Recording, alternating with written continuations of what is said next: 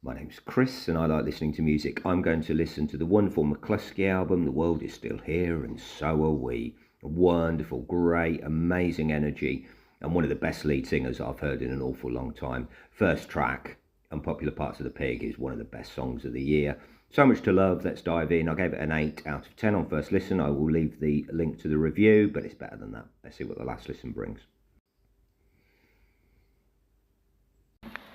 Track 1, Unpopular Parts of a Pig, indie perfection. It's got everything you need in a song. You know, it's a little bit silly, it's full on, it's just amazing.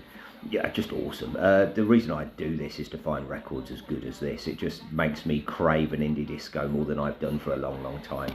Stonewall, 10 out of 10. Might be song of the year. Track 2, Cops and Coppers. Impossible to follow that perfect start, but they've done a pretty good job. It's sort of like if John Lydon sang with a very drunk The Police. Tight as hell, and the voice is so special. Too many wishy-washy lead singers around these days. This guy isn't. You know, he's got the Sleaford Mods about him, I suppose. Lyrically engaging as well, not unlike the Sleaford Mods. 9 out of 10.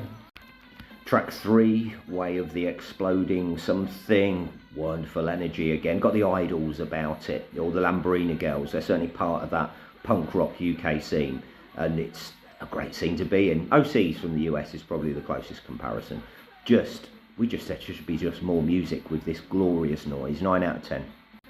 Track 4, The Battle of Los Anglesea, which is a great title. Yeah, a bit different, slower build-up track. First and sort of non-real in-your-face hit for me, but a lovely racket in a slower way. Missing the song a little bit on that though. 8 out of 10. Track 5, People, Person. Love this, more powerful stuff. You don't get much more angry really. Is it for the sake of being angry though? Are they really that angry? I'm not sure. But the guitar solo is special. You know, it's a hell of a noise he makes out of that. The video actually did more harm than good for me. I did watch it, but I just found it a little bit too much. 9 out of 10, great song though. Track 6, The Competent Horse Thief. They have a 90s feel about them. Remind me of bands like The Makeup from the sort of New York scene from the mid-90s.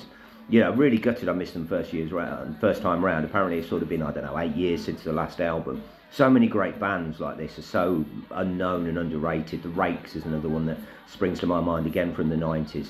But yeah, the voice on this man, it just connects with me perfectly. 8 out of 10. Track 7, Kafka-esque novel, Franz Kafka, a well-timed punk rock number. Reminds me a little bit of Craxy Jones in Doolittle, you know, just when things are going a little bit more poppy. Bang, out comes full-on punk rock. Wonderful. 9 out of 10. Look out for the second half of the review.